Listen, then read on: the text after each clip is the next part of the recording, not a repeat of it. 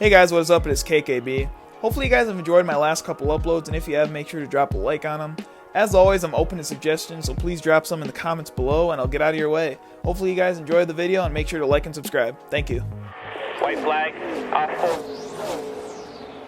Here comes Suarez, guys. White flag is out. 1 to go. Brought to you by Credit One Bank. And that's a big one for Kyle Busch because he knows we're not going to get the caution. He blows a tire. Coming back to the checkers. Here comes Daniel Suarez down on the inside. Drama. Does Daniel have enough gas? California. Suarez now in position for his first career victory. If he's not out of gas, Austin Dillon's running third, 5 seconds back. Does he have enough gas? Suarez on the apron. Here comes Dillon off of turn 2. Look at Suarez working Kyle's the going wheel. to try to make it with a flat tire. Can he do it? Busch back in front of him. This is outstanding on the final lap. And Austin Dillon is into 3. Austin Dillon's coming fast. He's going to get the lead. Here comes Austin Dillon. Where does he stand on fuel? He goes to the outside. Dillon outside of Kyle Busch into the wall. There's contact. Back to the checkered flag. Unbelievable. Austin Dillon wins it. Be patient right here. They're giving the flag to move over to the inside, but everybody's running around the top, so that makes it difficult for the leader and everybody else to pass them. And you know these cars right. Oh, he got touched. Got turned the race around. leader. Caution. Can they all avoid him? No. I think Jeff Gordon got into the back of Bobby Labonte as he slowed. Yep. Clint was doing all he could, you know, to try to race his way around these lap cars. You see the 93 gets a run. See, that's Kyle Busch right in front of Clint. Wow. Pounded him. Yeah. That is someone's shoe. And then here comes Danica. And bam, drop kicks it. And here's Danica's radio. That I hit. Okay. See that? Window gets open because she carried too much speed into the corner. Danica Patrick back on pit road. We've had time to look at the video. What came out of this car was the wedge that sits on the truck arm, and what it does is establish the pinion angle in these cars. This is a great save by the crew. They recognized it when they changed the left rear tire. Danica gave great information. All they had to do was tighten the U-bolt, and she's good to go. That was a big save. I think he might be a little bit more aggressive in this situation. Only because I think the 40. Uh-oh. What's going on here? Ambrose stopped on the track. Yeah. Unless he's lost a gear. This is going to be interesting. Well, Chad Knaus, the NASCAR official here, talking about what they can do, and it looks like he just got a gift. He just said, Chad Knaus said, you just got the gift for the day. That's it. It looks like Marcus was not allowed to go back to his spot. Yeah. So that is absolutely huge. That is very big, but that is the rule. That's the rule. We got into that a couple of years ago at a couple of guys trying to get to the end of the race, starting and stopping, who beat who back to the line, who was this, and that's the rule. Marcus started around the corner here, and when he did, the car was cut off. When he coasted up there, it would not fire. He had to pull over. They went around him. He lost positions. You have to maintain speed. That's in the rule book. Crash on the 9th caution of the day.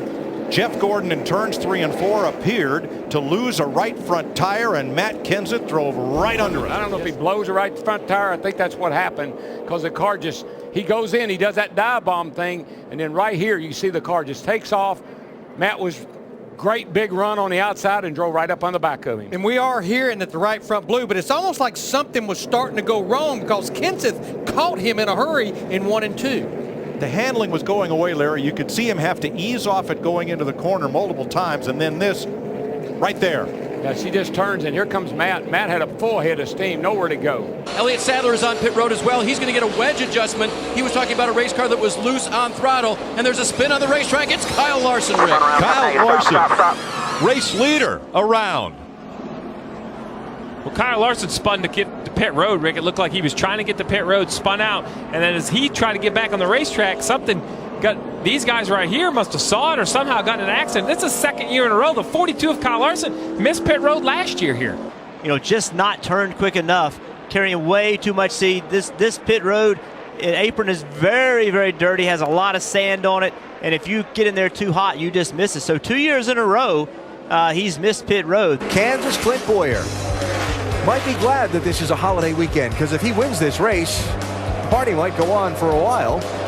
I just saw some smoke out of that 15, though, right there. Maybe Clint did know what he was talking about. Right there. Yeah. Oh, man. All done. Too bad, shut it off. They can check it, okay? Caution is out. Wow. Oh, that's too bad. He was running fastest, some of the fastest laps on the racetrack right until then. Leading the race. Well, he felt something. He knew something. He sure wrong. did, yeah. That's. And we're going to get a good chance. It'll be interesting to see if they pit. Where's Zach Bounty's out? Yeah, there's a 22 car. Yep. He wasn't going to make it anyway. Yep, he wasn't going to finish. I'm trying to get you some help here. Wow.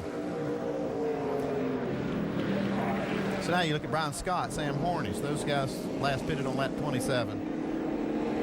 They're running second and third. Chase Elliott has enough fuel. He's running fourth. Just past the entrance to the pit lane. Is the groove dry enough for dry tires? This is the half a lap to go. 4-car shootout to decide it all. Dale Earnhardt. Here comes Cope down on the inside. Whoa. Earnhardt has problems. Slopping back. Something is amiss. Here comes the field driving for the finish. And on the outside, it is car number 10, Derek Cope. Something amiss on the Earnhardt car. Coming to the line, it's Labonte pulling up, and an amazing finish. The Whitcomb Racing Team has won it.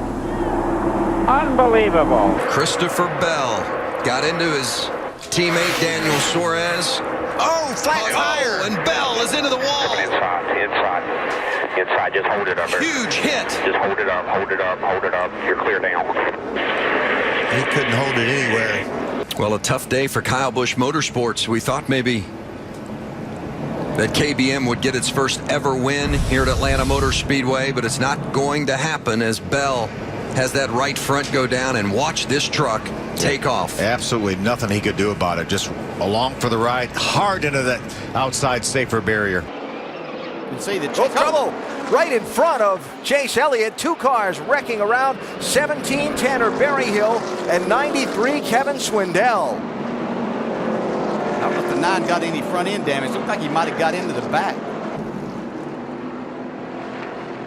Well, that's pretty obvious what happened there, but that's, you can see the damage that the 9 got quite a bit. He hit the wall with the right side and then pretty hard in the back of the 93.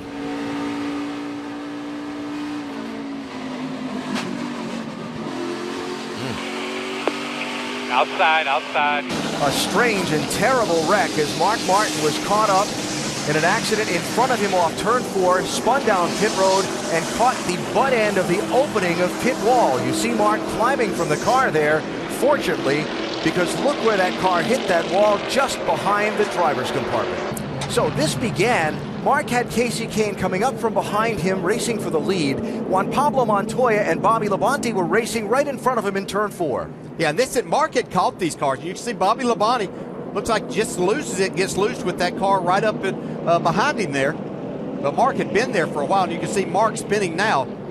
Not much you can do except hold on and lock the brakes as a driver at this point in time.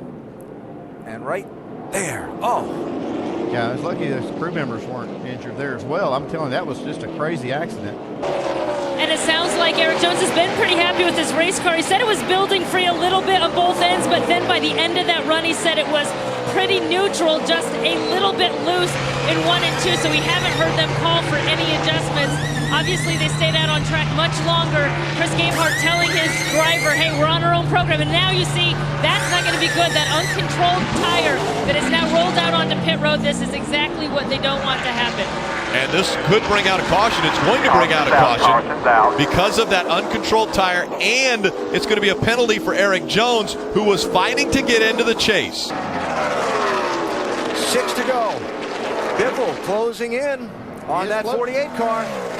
Yeah, there was about a half a second difference last lap. Smoke from the 48 car. Just make sure we finish it, bud. other Hendrick Motorsports cars with engine troubles earlier today. Inside of 6 laps to go, Johnson loses the lead, Dave. A lap ago, he said motor laying down, and they radioed back as if they weren't sure if he was kidding or not. He's not. And there it goes.